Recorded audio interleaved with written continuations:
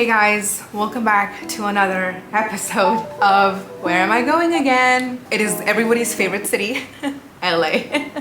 This is so painful. It's such a painful video for me to film today. So let's just get into it, okay? I got my thumbnail picture. I'm gonna get a little cushion to put my butt in, okay? No flesh in here. But today I need to pack some clothes. I've been so busy all week. I've been just packing, figuring out what's coming with me, what's not. This dog too. So Butter, we're just squeeze you in here. Don't try to escape now. The animal cruelty has just begun. Okay, she's like, I'm gonna fly the Emirates flight. Okay, no worries, Butter. I thought I could just squeeze you in. Save some money on the plane ticket. That isn't working out. What are you looking at, bozo? I love you, Butter. There's lip gloss on. Oh no, there's gloss on my puppy. Okay guys, so pretty much I am packing to go to LA.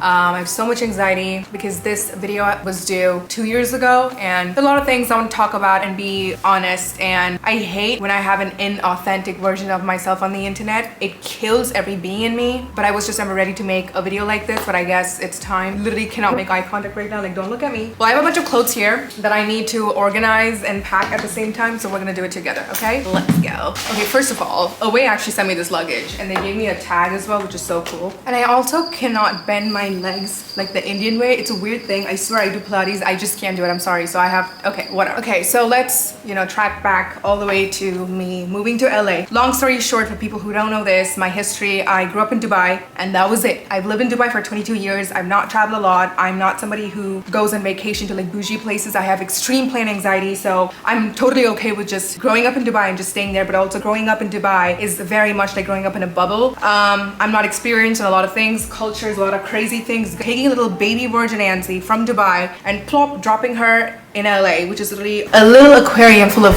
baby sharks, is exactly the best way I can describe my life in LA, okay? Right now, I dare you to try me now. Wow. The self-perseverance, impulse control, who? Boundaries, when? External validation, what? All of that goes away when your frontal lobe develops, and that happened to me living in LA, okay? So as you guys know, I didn't just get up and just go to LA. I had an agency, management team who found me, scouted me, promised me this like crazy life, got me into the States, and that's how I got in there. A year into living into LA, I was so disappointed because I realized I have been love bombed. It's the best way to explain it. It's like a guy who's like, hey, if you come here, I'm gonna get you married. I'm gonna have you 2 kids, 2 houses. We're gonna do big things for you once you're here though. Like once you're married and once you're mine, I need the commitment and then I'm gonna give you this Anncy. And I'm like, okay. I love being love bombed. It's my favorite thing ever. I get love bombed by friends, by parents, by my boyfriend, and even managers and agencies. So that's amazing. I want you to understand that I paid for all of my legal lawyer fees, my attorney fees, my visa fees, all of it was paid by me. And I think I was told, like if anybody asks, you gotta say we did it though. I was like, yeah, that's fine. I don't care about that, that's fine. This is very, very important because it's gonna make sense at the end, okay? So whatever, I come to LA and I have such a good time. I have fun. I would have fun in like a submarine. I would have fun in prison because it's me. I am a fun person. I have fun wherever I go. That's the person I am. You can't dim my light because that's my personality. Do you know like some people are just like selfish and you're like, Anncy, I want to try changing him, and I'm like, you can't. Like some people have a personality disorder. They are made that way. I am made this way. I mean, you could tape my mouth, you could put me in a coma, but like I am me, my personality, you can't change that about a person. I am like this, I've been like this since a baby, so like can't change me. I had fun in America, in LA, Aspen, New York because of me. But like I was also promised this dream of like, you're gonna make it big, you're gonna do this. And I was like, yeah, okay. I just wanna say I had excellent savings in Dubai, excellento, okay? I'm really good with money. I made so much at a very young age. I was so excited about my life. I go in there, a year working in with my agent and management team, I realized whatever was promised, nothing, not even 1% was given to me. I made, I think, less than around 4 to 5 figures working in LA with my agent and management, and I was just so confused because I was like, this isn't normal, And my agent wasn't making that much on her own, that she pretty much fired herself, or the company let her go. I think the company did let her go because she wasn't just good at her job, so they let her go. She was out. And then next I was just left with my own management team. And this manager, and you must have heard about my management team, you guys remember, very, very sweet management team. They have been there for me through everything. They were like kind of a rock when I was in Dubai, but when I came to LA, I realized they never show up to any of my meetings. It was so embarrassing because I would have Zoom calls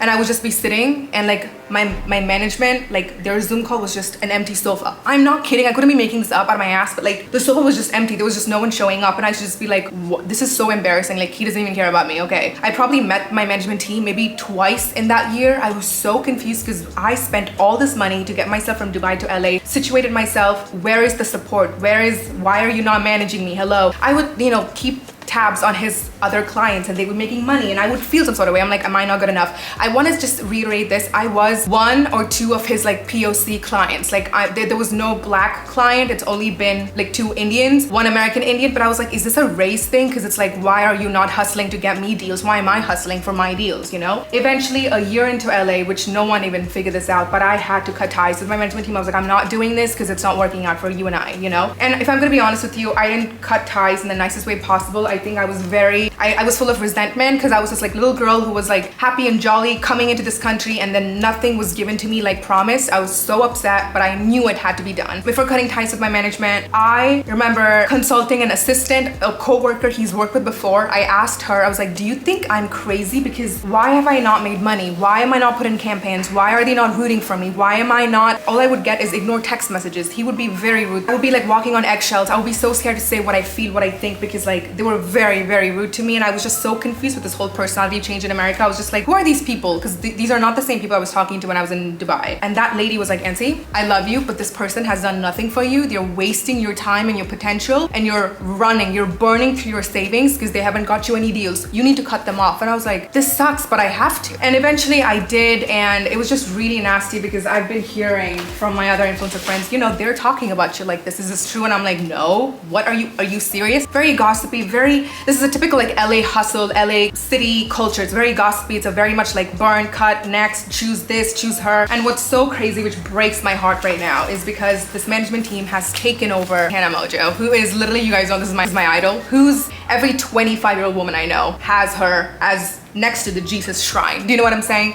And I remember telling this person that like, hey, I really want to be Tana Mojo one day, you know? Like, I want to be the brown Tana Mojo. Like, she's so cool. And he just laughed in my face, and he's like, Anncy, she's a fucking whore. She's like on the floor doing drugs every day in LA. You would not want to be her. They're repping her now. He is. And I'm shocked. She was here. She's here. And I was like, this love bombing? I was promised this. Hello? What happened? What? Another day being a brown-skinned woman is the best way I can explain this to you. So when I hear a brown girl trying to come up, trying to do her own thing, I am begging you, do your own thing, be solo. Do not let anybody manage you. You will be taken advantage of, okay? Also, LA culture is very much like this. So I'm aware. I think I'm over it now, but I was upset for almost a year of like, bro, a year of myself in LA, the things you could have done for me. And I was just pushed, calls were ignored. And the worst thing is that they were very, very controlling. And I couldn't do anything. They wouldn't help me with deals. And I was just like, so why am I here? What is happening? Do you guys remember the Jackie Aina candle campaign that I did? I found this deal for myself, and they were still kind of like reluctant. They were like, you should do it. Don't do it. I got this deal and I made this myself. I showed up to the campaign and I did this all by myself. So confusing, because like, you don't want me to make money, but also you're not making me money. What am I going to be in the streets? But thank God for me and my resilience. I kept it pushing. I kept going no matter what. Like, you can't stop me. It's just in my DNA. It's in my blood. I was like, I'm going to keep it pushing. One luggage done. We have 3 more to go.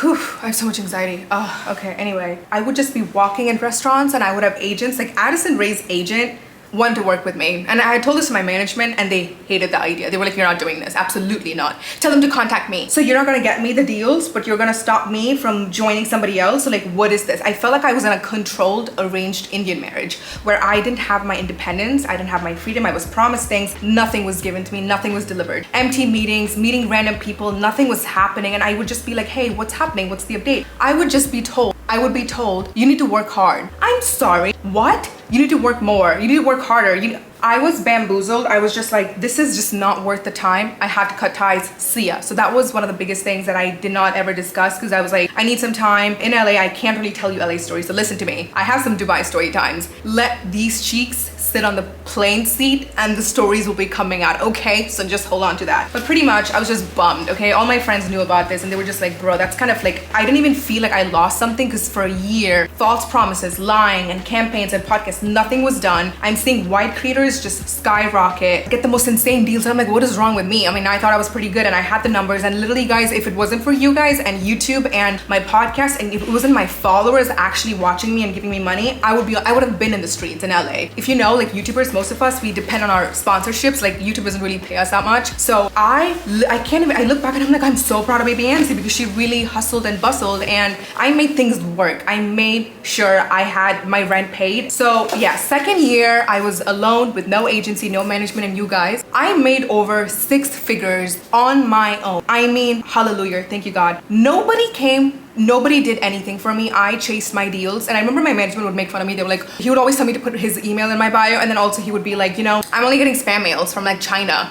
I'm sorry, what? I changed it to my email and the deals that I got was insane. Every day I was negotiating deals with these huge companies and I'm shocked. Go back to last year and look at the deals. It was just sponsor after sponsor, like it was insane. I was making so much money. I was the happiest person you could ever think of. So I knew it wasn't me. It wasn't my personality. It was nothing but like the lack of effort and false promises. And I resented my entire time, like the first year in LA, but I just didn't want to, like, I don't know, be a negative Anncy, I guess. I just wanted to be very grateful for myself for just being able to obtain a visa and just live in America on my own, if that makes sense. But I am a little salty because I'm like, we could have been huge together, like me and the management team, but like, damn it, were they so lazy with me? It still does upset me, and it is what it is, I guess. Like, life moves on. But anyway, so yeah, that was something I really want to just get it out. I have so much anxiety over it. I'm just glad it's out in the air.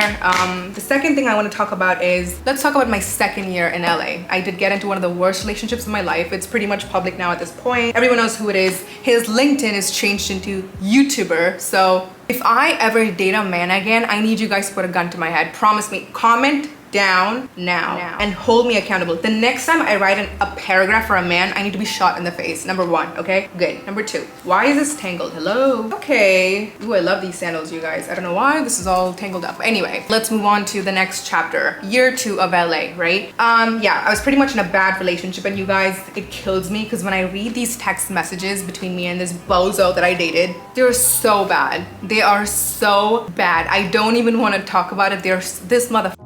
I was just pretty much not sober for like 6 months in LA. So this should be a lesson, okay? A huge lesson. Guys can, like, for 6 years I was sober, my career skyrocketed, and then I gave 6 months a man my time, okay? Remember this being my time. I didn't say he took, no.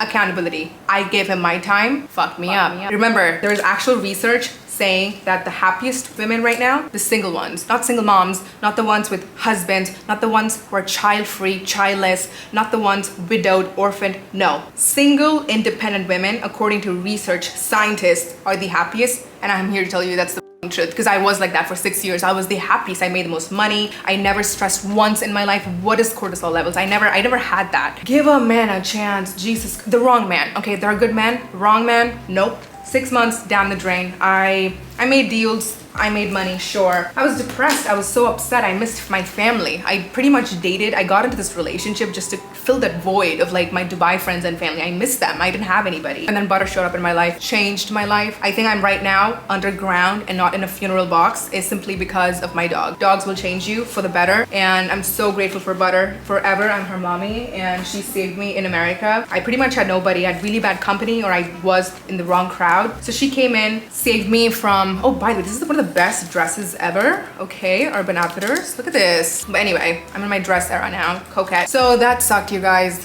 And then the remaining 6 months of LA, okay, from June to December last year, pretty much was single Anncy back again. But with that, I think I have to take accountability of like, I really wasn't working. Like, girl, you went to LA to work. What did you do? I went into every single party, and I pretty much did more partying and less working. And I don't want to be harsh on myself because this is my mid-20s. I can only do this now. Can't do this when I'm 35, 49. I can't be my slutty crop top era at then, you know? So I want to be more kind to myself. And ooh, look at these LA slutty tops. They're coming to LA with me. I want to say I had fun, but I think after the whole Diddy news that's come out, okay, if you haven't kept up with the news, don't. It is easily, I couldn't go out for a week. I have extreme anxiety. I don't even know what anxiety is, but then when I hear, see, feel a woman getting abused, I just want to barf.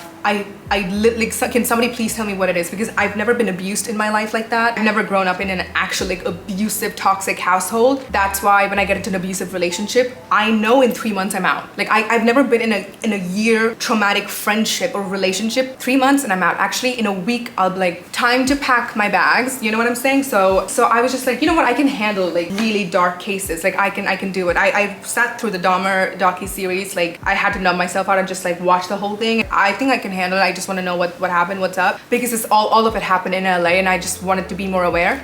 Please don't read the lawsuit. It's like 100 pages. Wow. Okay. Dubai, back in the day, it used to be like you can't really buy alcohol. Now you can get an alcohol like license ID, and I did get myself one with my Emirates ID. I've paired it up, and you can buy wine, you can buy whatever. Even though I'm a Christian, we don't have alcohol in the house ever. And back in the day, Dubai used to be quite strict with alcohol and whatever. I grew up pretty much sober my entire life, and then I get pushed to LA, where pretty much you guys, all the events, you have to drink to be social. It literally is the rule. If you don't drink, you're kind of a bozo. So everybody just drinks, and if you don't drink, you can just sense it. You just suck at communicating. So I'm kind of forced to drink, and a part of me is like dependent on this alcohol stuff to make me happy, to make me more social. Now I'm like, is this even worth it? And now do I have an alcohol problem? I never did, but like a part of me now wants it. And every single time I'm talking to somebody, I'm like, oh, kind of fucking boring, David. I need a shot of absinthe and a bunch of ice cubes, and then I want like a hammer to hit you in the face. Like, can you get me some alcohol, please? You know what I'm saying? So I kind of hate that about that culture. Now after the PDD stuff's come out, I am not leaving my house. Like literally, I have not packed a single whore outfit.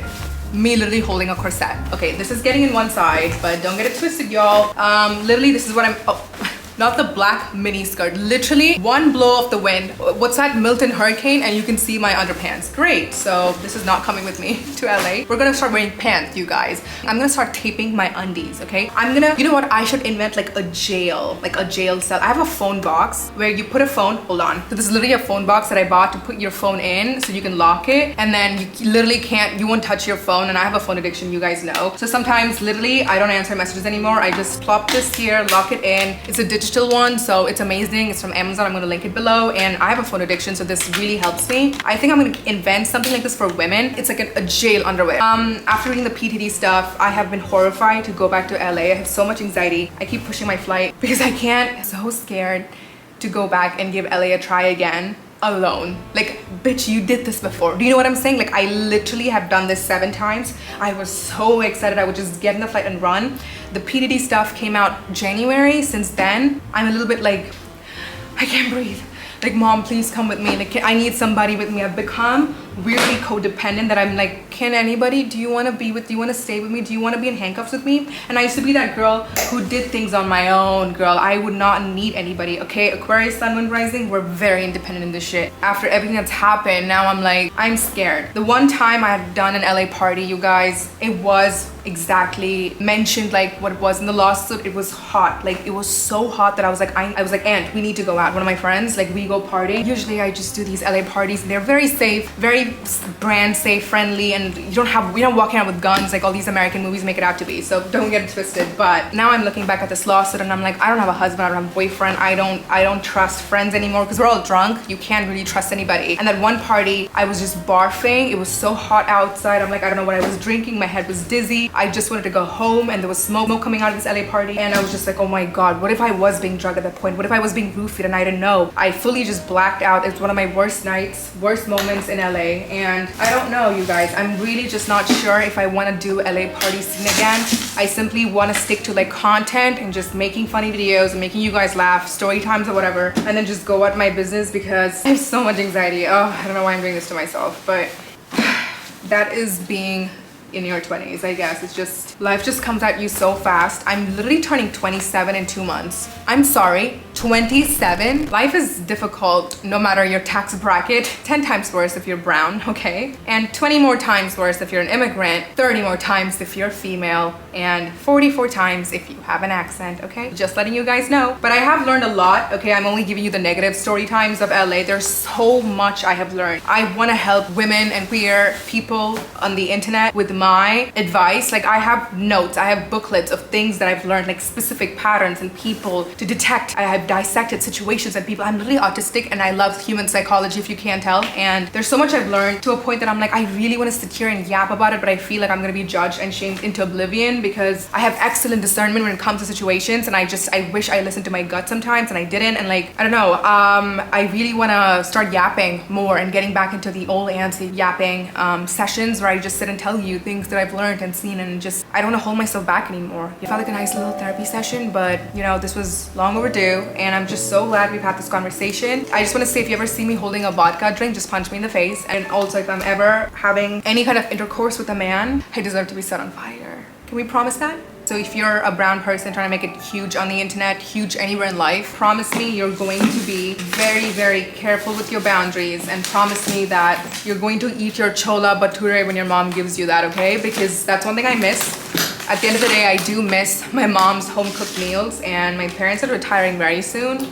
So it's been very, very nice to spend the last few days with my parents and see where life takes me from there. Oh, I'm going to go to sleep. I'm so tired. I have a surprise party to attend. I think my friends are throwing something. 1 a.m.